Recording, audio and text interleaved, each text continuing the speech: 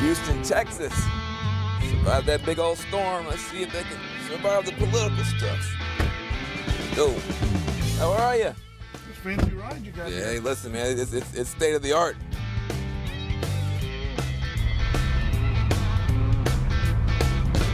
Welcome. Goodness, man, we need you. Hey, buddy, how are you? Can I borrow those pecs? You're in good shape, brother. Thank you, guys.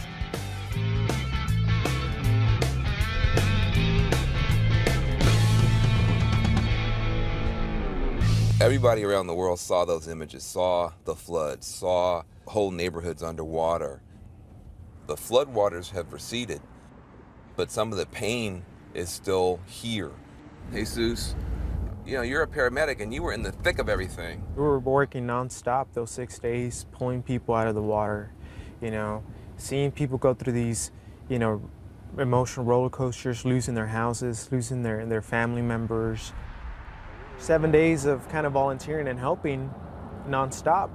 I get to watch the news, and it's the president saying that there's plans on rescinding DACA. So you're a dreamer? I am a dreamer. You have DACA status?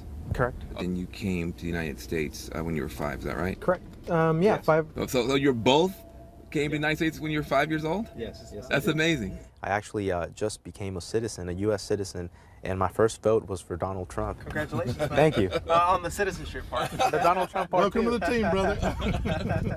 Okay, so hold on a second. So we got 2 kids from Mexico, basically the same age. Right. One is now a citizen, one is a dreamer, and one voted for Donald Trump. Why did you vote for Donald Trump? Just look at what's going on right now. The economy is up. All the jobs are coming back to America. He was just the right guy. When he first announced, and he said, you know, Mexicans not sending their best people, they're sending rapists, and some of them, he said, might be good people. How did that land with you? Well, he didn't refer to all Mexicans. He surely didn't refer to the people who are in Mexico. I think Donald Trump cares a whole lot about all Americans. As a Christian, I can say that no human is perfect, right? So I can understand why somebody like Donald Trump is as ignorant as he is, because he's never had to live that struggle. He's never been an immigrant. I just don't understand how you can go to a country and call their president ignorant and then tell him to give you legal status. I just don't understand that. I'm gonna call ignorance ignorance when I see it. So why would somebody want to help you if you're treating them like that? Understand I that. would be grateful for being given a chance. That's in a dictatorship. I'm not gonna pretend that I'm gonna suck up to him just so he can give me legal status. Jesus, wouldn't you see the frustration when you're sitting next to a guy that came here and did it legally, and you came here and didn't do it legally? Can't you see why some people would be frustrated by that? But can you see how for a young guy like Jesus, I mean, it seems that when the Europeans were coming over here, it was all right. Now other people want to come, it's not all right. I think we still want everybody. Things might have changed a little bit in the last 250 years or 400 years, but yeah, we have rules now, and that's how we maintain society. This obsession with the wall, I think for some people feels like an obsession with people of a certain skin color from a certain part of the world. Why is the southern border so important? Does it have anything to do with the fact it's a bunch of brown people? No, nobody.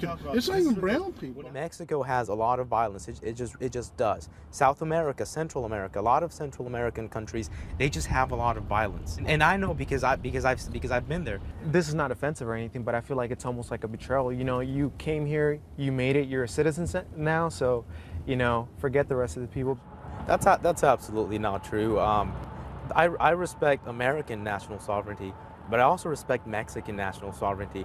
But at the end of the day, some of us had to come for urgent situation. My mom had to bring me here, and there was no way for us to come here legally and do things the right way because we were going to be persecuted. My dad was involved with drugs and the drug cartels, and so we were trying to leave that life.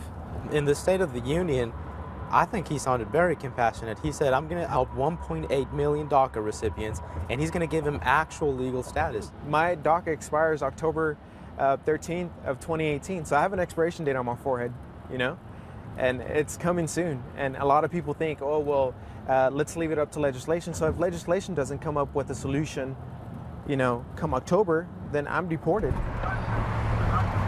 So the stereotype now, the Trump voters heartless people, you're mean, you're tough on Mexicans. Are you heartless and mean and tough on Mexicans? I am not heartless and mean. I enjoy helping folks that come here. What is significant about this high school? Cristo Rey was started about 6 years ago, and these are kids that are primarily Latino and lower income housing. Many of them are DACA kids. In my company, what we do is we fund scholarships for these kids. Why do you personally do this? My dad died when I was 7 years old, and I was raised by a single mom. We asked that the parents pay whatever they can pay. And we had a woman in our first year that could not afford to pay anything. And she said, I can provide tortillas to the school. So every week, she brought tortillas to the school so the kids could have them. That was her total contribution. So when you make that kind of commitment to your children, I think it's a big difference. And those are the kind of people we want to support in our community here. You got two guys, one's for Trump, one's against Trump, but both are out here helping the community. Both saw their mom struggle through, and both would do anything to help an undocumented kid. I don't think anybody knows that. I don't think the country knows that that's really what's going on here in Houston. Somebody wants to be here working hard and doing the things that make this country great again. Had to get that in there, man. We were so close. We almost were together. Just trying to help you out, brother.